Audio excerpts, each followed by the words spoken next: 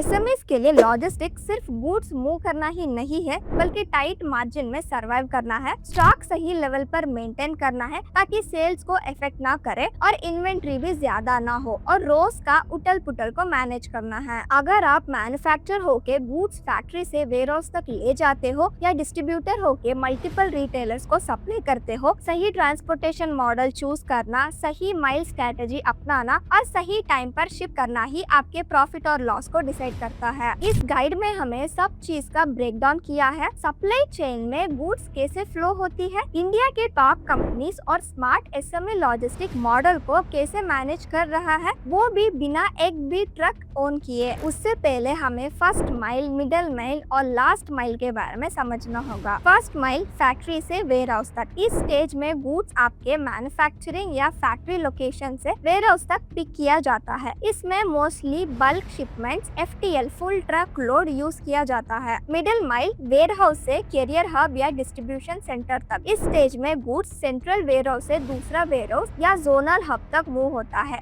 यहाँ भी bulk shipments FTL use किया जाता है। लॉन्ग हॉल्स कॉस्ट और ट्रांजिट टाइम को मैनेज करना बहुत ही कठिन स्टेज होता है। लास्ट माइल कैरियर से रिटेल या एंड कंज्यूमर तक। हब से गुड्स रिटेल आउटलेट्स या डायरेक्टली कस्टमर को डिलीवर किया जाता है। लास्ट माइल सबसे कॉस्टली और टाइम सेंसिटिव होता है, स्पेशली ई-कॉमर्स और FMCG में। इस स्टेज में पार्ट लोड शिपमेंट या स्मॉल व्हीकल जैसे टाटा एसी को यूज किया जाता है ताकि अर्बन एरियाज में टाइट डिलीवरी विंडोज मैनेज हो सके। लास्ट माइल की एफिशिएंसी डायरेक्टली कस्टमर सेटिस्फैक्शन और ब्रांड लॉयल्टी को अफेक्ट करती है। Understanding logistic models fully outsourced 3PL own fleet. Fully outsourced logistic, इस मॉडल में कंपनी अपनी पूरी supply chain first mile, middle mile, last mile external door to door logistic providers को outsource करती है। ये मॉडल ज्यादातर early stage D2C companies use करती है जो अमेजॉन, ई-कॉम एक्सप्रेस डिलीवरी जैसे थर्ड पार्टी प्लेयर्स पर डिपेंड करती है। फॉर एग्जांपल, मीशो ने 2024 तक अपना पूरा लॉजिस्टिक डिलीवरी ई-कॉम एक्सप्रेस जैसे प्रोवाइडर्स को आउटसोर्स किया था। इससे मीशो को मिनिमल कैपिटल इन्वेस्टमेंट में फास्ट सेल करने का मौका मिला। लेकिन 2025 से मीशो ने अपना खुद का लॉजिस्टिक वॉल्यूम बनाना शुरू कर दिया, जिससे ई-कॉम एक्सप्रेस का शिपमेंट वॉल्यूम काफी कम हो गया क्योंकि मीशो उनका मेजर कंट्रीब्यूटर था। इस शिफ्ट ने ई-कॉम एक्सप्रेस की रेवेन्यू को बड़ा लॉस पहुंचाया। ये 3LPS के लिए एक वार्निंग है। लार्ज क्लाइंट्स पर पूरी तरह डिपेंड होना रिस्की हो सकता है। फायदे: लो कैपिटल एक्सपेंडिचर, व्हीकल्स और वेयरहाउस में इन्वेस्ट करने की जरूरत नहीं, fast scale up across regions, flexibility, demand change होने पर प्रोवाइडर स्विच करना पॉसिबल है। नुकसान: डिलीवरी क्वालिटी, टाइमलाइंस और कस्टमर एक्सपीरियंस पर लिमिटेड कंट्रोल, वेंडर कैपेसिटी पर high dependency, peak season strike या डिस्ट्रप्शन में वेंडर नेटवर्क स्विच होने का रिस्क। एसेट लाइट मॉडल: इसमें शिपर अपने बिजनेस में यूज होने वाले ट्रक या वेयरहाउसेस को खुद ओन नहीं करते। वो 3PL प्रोवाइडर्स के साथ 6 मंथ से 2 ईयर तक का कॉन्ट्रैक्ट करके सप्लाई चेन मैनेज करते हैं। ये 3PL कंपनी ही व्हीकल्स, वेयरहाउस और फ्रंटलाइन ऑपरेशन सब हैंडल करती है। शिपर सिर्फ इन्वेंट्री प्लानिंग, स्टॉक मैनेजमेंट और डिलीवरी शेड्यूलिंग पर अपना कंट्रोल रखती है। ये अप्रोच आज इंडिया में एक डोमिनेंट लॉजिस्टिक मॉडल बन चुका है। 90% मैन्युफैक्चरर, FMCG और ऑटोमोबाइल कंपनी 3PL कॉन्ट्रैक्ट के थ्रू ही ऑपरेट करते हैं। इस मॉडल का मेन फोकस होता है ऑपरेशन में एक्सपर्टाइज लाना, वाइड एरिया कवरेज देना, कॉस्ट सेविंग का बैलेंस मेंटेन करना। फायदे: असेट्स ओन किए बिना ही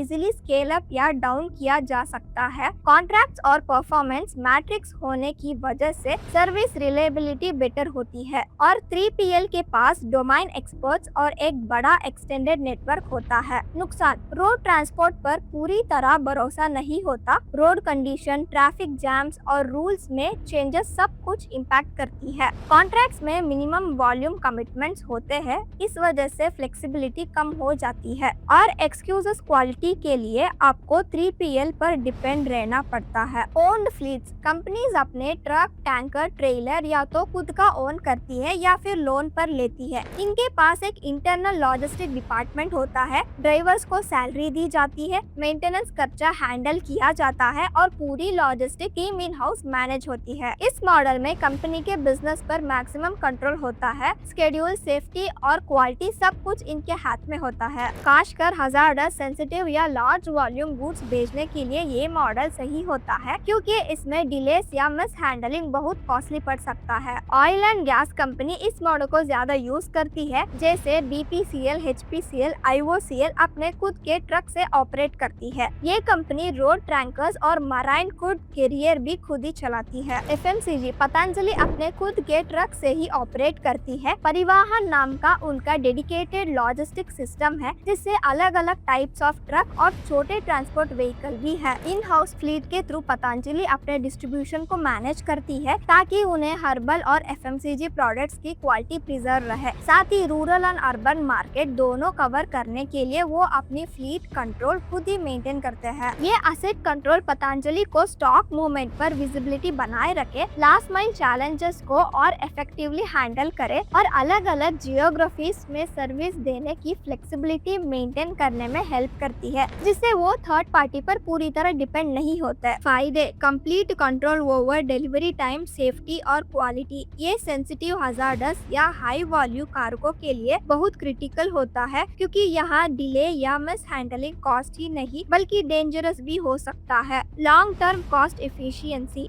जिन कंपनीज को कंसिस्टेंट हाई वॉल्यूम ट्रांसपोर्ट की जरूरत होती है, उनके लिए असेट्स ओन करना एक्सटर्नल कॉस्ट फ्लक्चुएशंस और वेंडर प्राइसिंग पर डिपेंडेंसी को कम कर देता है। Tailored logistic solution: fleet size और व्हीकल टाइप को बिजनेस की यूनिक रूट्स, नीड्स और गुड्स हैंडलिंग रिक्वायरमेंट्स के हिसाब से कस्टमाइज किया जा सकता है। ब्रांड और service reputation protection: direct control होने से सर्विस फेल्यूर का रिस्क कम हो जाता है, जो कस्टमर सेटिस्फैक्शन पर नेगेटिव इम्पैक्ट डाल सकता है। नुकसान: हाई कैपिटल इन्वेस्टमेंट, व्हीकल खरीदना या लीज लेना, इंफ्रास्ट्रक्चर मेंटेन करना, ड्राइवर्स हायर करना और फ्लीट मैनेज करना, ये सब के लिए बड़ा अपफ्रंट और ऑनगोइंग एक्सपेंडिचर चाहिए होता है। Complex management and operation: fleet maintenance, route planning, complaints और ड्राइवर मैनेजमेंट के लिए स्किल्ड पर्सनल की जरूरत होती है। Lower flexibility for scaling down, fixed asset और ऑपरेशनल ओवरहेड डिमांड डाउनटाउन के टाइम बर्डन बन जाता है। कॉन्ट्रैक्ट बेस्ड मॉडल्स की तरह इजीली स्केल डाउन करना पॉसिबल नहीं होता। अगर आप एक स्टार्टअप हो जो फास्ट ग्रो करना चाहते हैं बिना हेवी इन्वेस्टमेंट के, फुल्ली आउटसोर्स्ड मॉडल बेस्ट काम करेगा। कौन सा कंपनी स्केल करना चाहता है लेकिन असेट ओन करने से बचना चाहता है, उनके लिए असेट लाइट 3PL कॉन्ट्रैक्ट एक अच्छा ऑप्शन है। बड़ी कंपनीज जो रेगुलरली बहुत सारा गुड्स मूव करती है और जिनको कंप्लीट कंट्रोल चाहिए होता है, उनके लिए ओन फ्लीट यूज करना सही ऑप्शन होता है। आपके बिजनेस के साइज, शिपमेंट, वॉल्यूम और नीड्स के हिसाब से कौन सा लॉजिस्टिक मॉडल कॉस्ट कंट्रोल और फ्लेक्सिबिलिटी के बेस्ट बैलेंस देता है, ये आपको डिसाइड करना होगा। इस वीडियो के बारे में आपको ओपिनियन कमेंट बॉक्स में जरूर बताएं। धन्यवाद।